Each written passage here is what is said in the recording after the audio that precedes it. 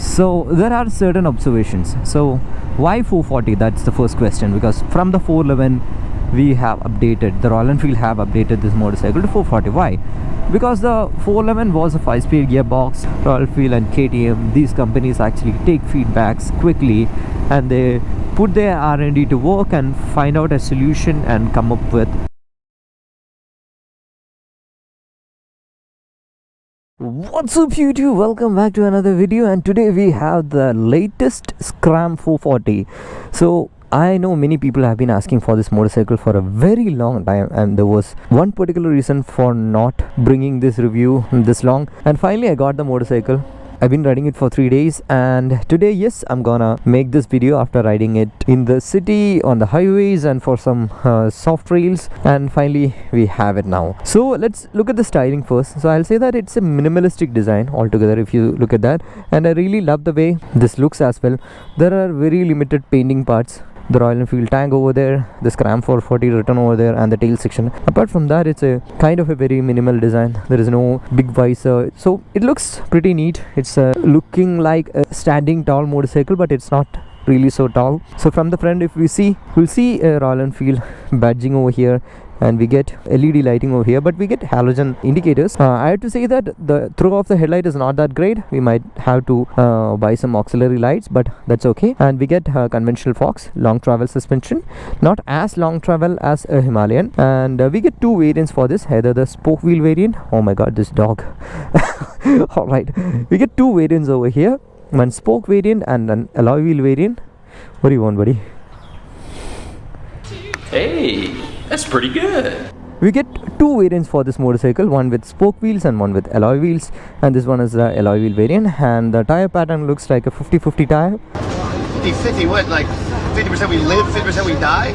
Not that 250-50. This one is like 50% off-road, 50% on-road, and this is the brand new 440cc engine. So this is not inspired from the Sherpa 450. This is actually the 411 engine, which has been tuned, which has been bored, and then mated with a 6-speed transmission. So this has taken up a lot of rough adjust what the 411 was going through, and you can see that 440 written over there, the Scram 440, and the same exhaust that we have seen with the previous motorcycle. And from the back also it looks decent, it looks really nice. In a way that I'll say that this looks good in my eyes. I really love it, how it looks. And getting on the motorcycle, it's not a tall motorcycle. The seat is actually wide, but still you can see it's not a tall motorcycle. But on saying that, I'll say that it's good for short riders, but it is not bad for tall riders as well. Look at that, I have a lot of knee space over here, and this console and this tank might be very familiar to you. Scram 440 written over here. And looking at the switch gears, it's pretty simple. We get a switchable ABS switch over here. We have the high beam, low beam pass switch, indicator and a horn, and on this side we have not the rotary switch. I like it, this switch, I like this kind of a switch. So kill switch, the ignition, the caution lamp, and an I button. Turning this on, again a minimalistic design. We get the speedometer, fuel level indicator, gear position indicator, odometer, and 2 trip meters. That's all. And we press this button, we will be able to get through the trip A, trip B details. That's it, pretty simple. And let's crank it up and here. Honestly, I have to say that it doesn't feel so grunty exhaust. It feels so smoother. Even while revving it, I don't feel a lot of vibration on the motorcycle. So let's take it on the road.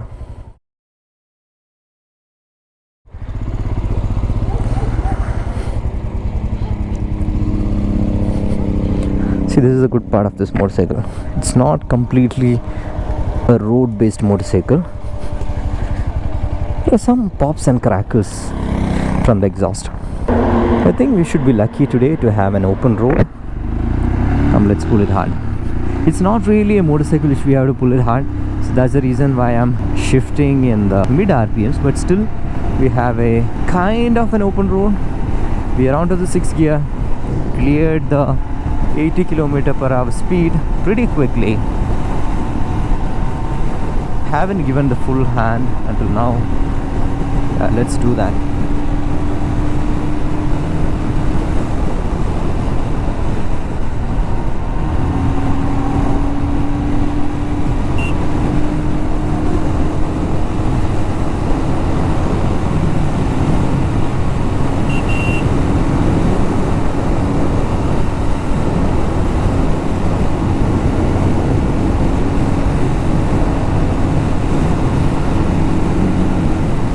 Yeah, with a little bit of a downslope over there, we reached the max speed of this motorcycle, which is like 120 to 125 km per hour, which is the speedo indicator. It's quite scary here.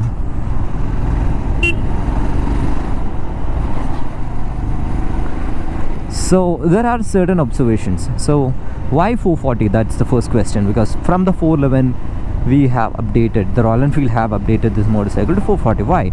Because the 411 was a 5-speed gearbox and it was insanely torquey, considering the fact that there was no other motorcycle in the segment which can do off-roading and on-road with that kind of a torque. So I have to say, when the Himalayan 450 was launched, that was more like a rally bike. The Sherpa engine was more a rev-happy engine than a more torquier engine.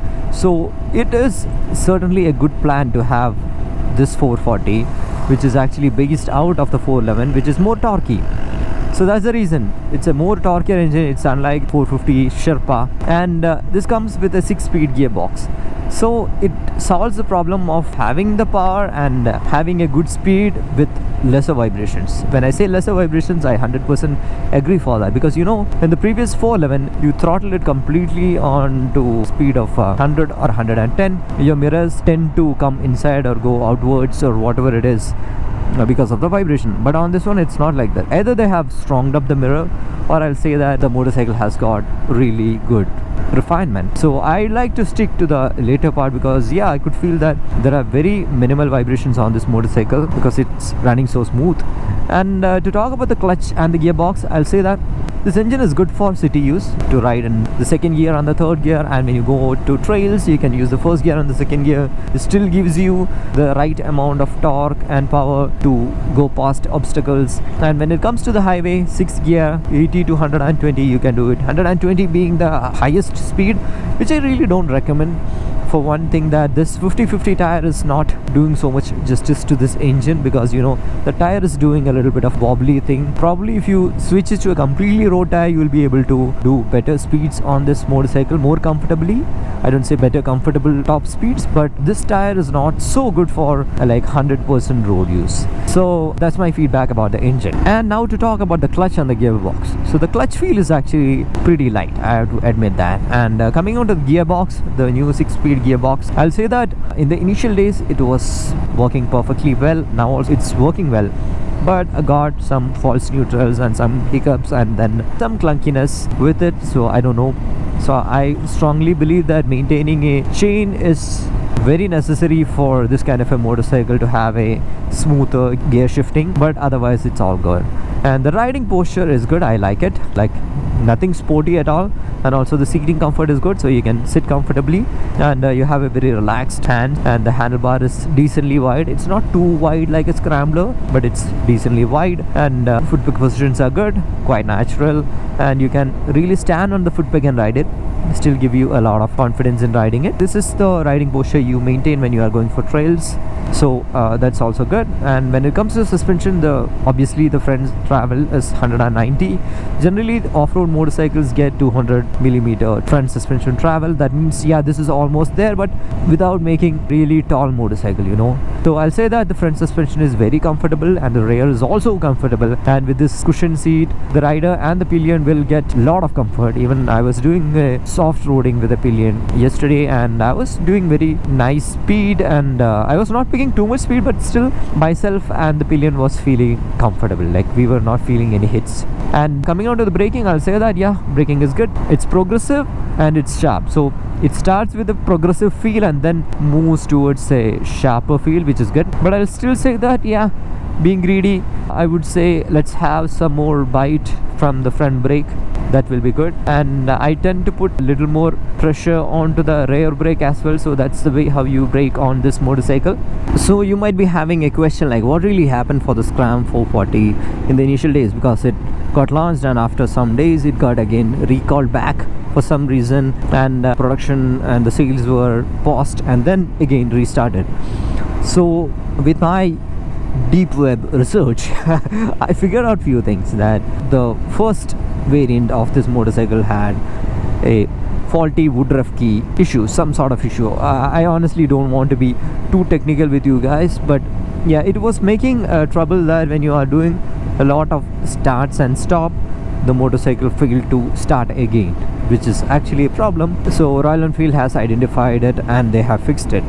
So they recalled few of the first owners, and it was not happening for everyone. So according to Royal Enfield, it was only for 2% of the people who bought the motorcycle. And I highly appreciate the fact that Royal Enfield as well as KTM, I'll say in that way, Royal Enfield and KTM, these companies actually take feedbacks quickly and they put their R&D to work and find out a solution and come up with a recall or a solution immediately to the customer, existing customers also. Not like some other company who just tell the customers that you don't know how to ride a motorcycle, that's the reason why you have failures on the bike. So I really appreciate Royal Enfield for this sort of quick response and coming up with fixing it. And after that, this motorcycle came in, and I really don't have any issues like that now.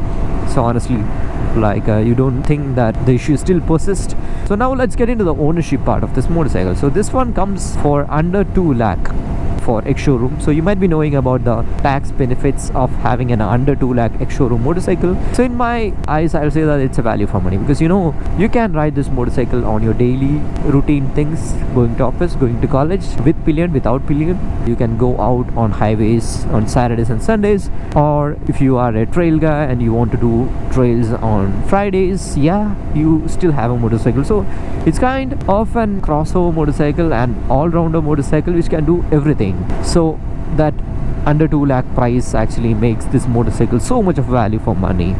And coming on to the service part and the fuel efficiency, this motorcycle actually gives 25 to 30 km per liter fuel economy on a highway like this, and city fuel efficiency depends on your riding style. And also when it comes to the service, it's getting serviced once in 5,000 kilometers, and a paid service will cost you something like 2,500 rupees if there are no major part changes. So let's look into the verdict. So who will fit onto this motorcycle? As I mentioned, if you're a guy who wanted to do everything on weekday as well as a weekend, then this motorcycle is for you. If you are looking for a very specifically off-roading motorcycle, you have the Himalayan 450. Go for that, because it's a 21-inch wheel. You get better rolling when you go above obstacles. But on this one, actually you get everything. I like that point. So it's a very balanced motorcycle in my eyes. And if you ask me if I found any problems with the motorcycle, then as I mentioned, the front headlight throw is not that great. Maybe we might to have an auxiliary light to fix it, and yes, of course, the clunkiness of the gearbox at times, and absolutely no refinement issue, I have to say that. I like that jump all the time. Yeah, absolutely no refinement issues. I really love it in that way, because the 411 had that issue of high vibrating engine feel or a stressed engine feel in the top RPMs. Maybe Royal Enfield could have come up with a little more fancier dial here, but I'll say that not at the cost of having a defective unit. But I'm just saying that if Royal Enfield is planning for a fully TFT, that kind of a design, then it's better that the owners, the current prospective owners, will be more attracted to this motorcycle. So that's my take on it, and I hope this video is helpful for you. And as always, show some love in the form of likes and comments. See you in the next video. Until then, bye bye.